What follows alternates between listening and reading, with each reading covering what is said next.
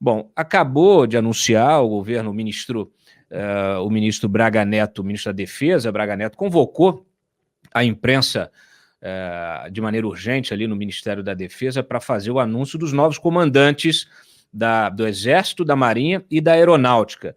Nós antecipamos os 3 nomes e o general, então, Paulo Sérgio Nogueira de Oliveira comandará o Exército, tá? O almirante Almir Garnier Santos, a Marinha, e o brigadeiro Carlos de Almeida Batista Júnior será o novo chefe da Aeronáutica. Então aí a imagem dos 3, ao contrário, né? Não está na ordem, né? Está aí o da Aeronáutica no meio, da Marinha aqui no canto, e o Paulo Sérgio no outro canto. O general Décio Chons, que era o mais antigo entre os 4 estrelas da ativa, será o chefe do Estado-Maior Conjunto das Forças Armadas. Inclusive, eu dei mais cedo uma notícia que hoje, depois de uma reunião que eles fizeram lá com o Braga Neto, o Bolsonaro até chamou o Décio Chons para um almoço. Então ficou aquela expectativa de que ele fosse o escolhido, mas acabou que foi, então, o Paulo Sérgio. E a escolha do Paulo Sérgio, ela surpreende efetivamente por quê?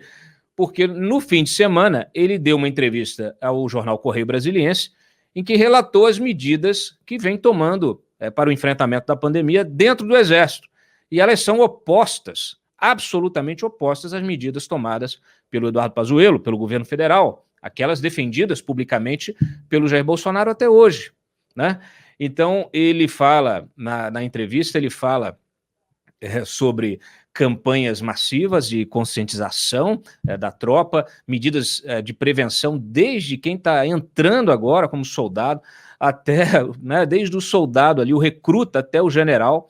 Nós temos aqui, inclusive, eu acabei de subir aqui, olha, peguei um trecho maior que eu vou ler para vocês, que é o seguinte: olha, o Exército baixou recomendações administrativas claras com relação à prevenção da Covid. A partir daí foi uma coisa muito disciplinada no uso da máscara, no afastamento social, nos refeitórios, nos dormitórios, e aí começaram a surgir campanhas de conscientização. Os hospitais começaram a pedir sangue, iniciamos uma campanha, hoje já passa de 40 mil doadores de sangue no Exército, espalhados pelo Brasil. Todas as medidas sanitárias, diretrizes emanadas pela OMS, corroboradas pelas nossas diretorias de saúde, são rigorosamente cumpridas em nossos quartéis. É uma força disciplinada.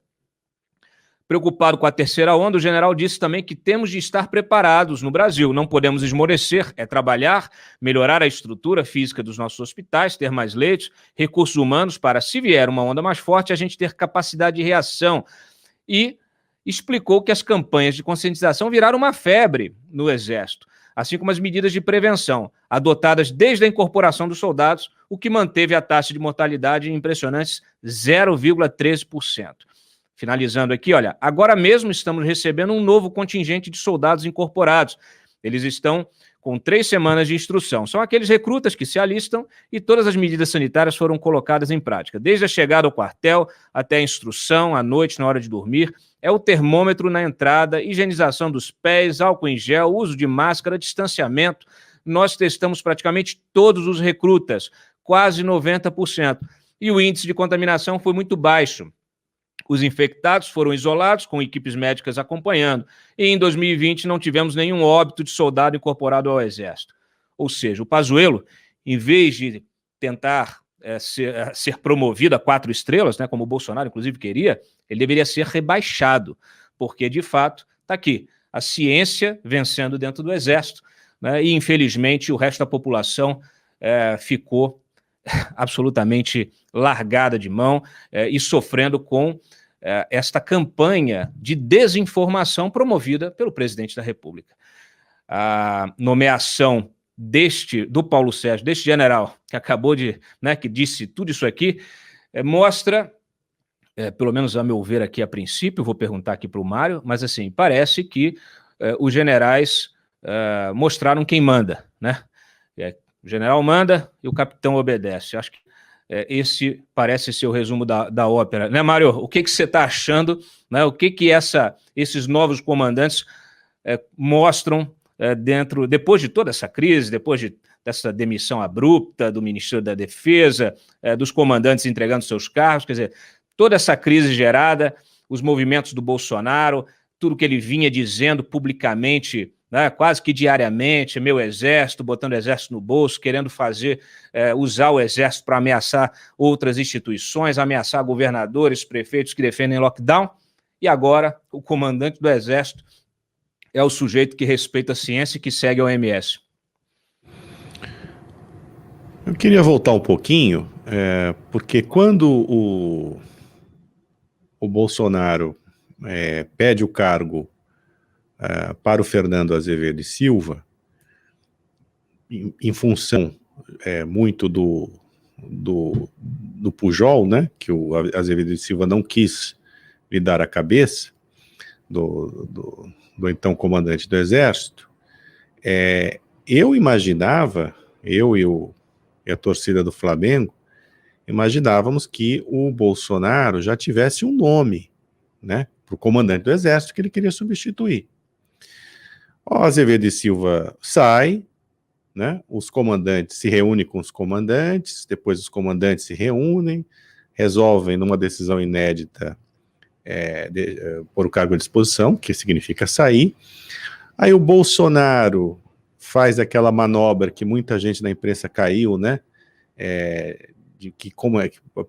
parecendo que ele é que exonerou, né, os comandantes para tentar atenuar o estrago.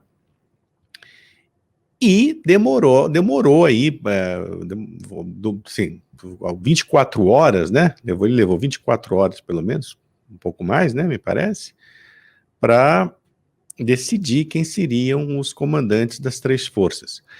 Eu tendo a crer que ele encontrou alguma dificuldade para encontrar quem se dispusesse a fazer o jogo dele no Exército, na Marinha e na Aeronáutica. E, como você falou, viu-se obrigado a nomear como comandantes das três forças, né, aparentemente, porque eu não conheço a biografia de nenhum deles, mas pelo que você nos contou aí sobre a entrevista ao Correio Brasiliense do atual comandante do Exército, novo comandante do Exército, o Bolsonaro acabou nomeando gente que talvez não comungue, né, das ideias golpistas do Bolsonaro e da sua caterva. É importante a gente deixar claro que, mais do que nunca, as Forças Armadas elas estão profissionalizadas. Isso significa que a hierarquia, mais do que nunca, ela é respeitada dentro das três forças, né? O que não ocorria tanto na história do Exército Brasileiro, da Marinha, da Aeronáutica, principalmente do Exército, antigamente, quer dizer, você havia ali, houve um movimento tenentista, né, na década de 20, que acabou resultando na ascensão do Getúlio Vargas ao poder. Depois você teve sempre muito atrito dentro do Exército, entre alas mais radicais, né, mais duras e menos duras, no que se refere à política, enfim, à aceitação do jogo democrático. Mas, depois da experiência de 64, que terminou com a redemocratização do país, né, mais de 20 anos depois, as Forças Armadas elas foram se profissionalizando e foram se distanciando da política. Com o governo Bolsonaro, elas voltaram à cena de outra forma, meio que arrastadas, meio fazendo um papel que elas não gostariam de fazer, né? Quando eu falo delas, eu estou falando das três Forças Armadas. Mas a hierarquia, ela permanece forte dentro dos quartéis. O respeito à Constituição, ele de fato, uma coisa já arraigada nos comandantes militares, nos generais.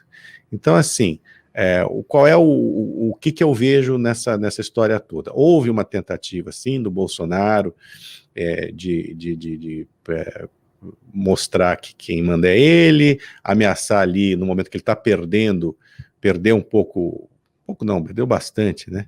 O poder para o Centrão, com a saída do Ernesto Araújo, né, que é uma figura forte do governo dele, emblemática. Ele quis mostrar no Ministério da Defesa que quem manda era ele e tal, mas deu com os burros na água em função dessas Forças Armadas que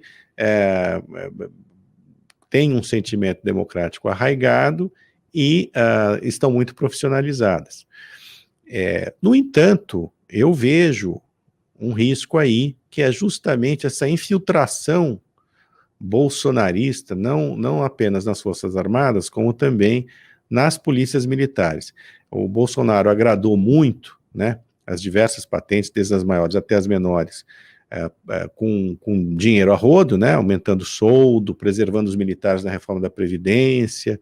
Isso tudo alimenta muito digamos assim, uma admiração patriótica pelo Bolsonaro da parte das baixas patentes, né?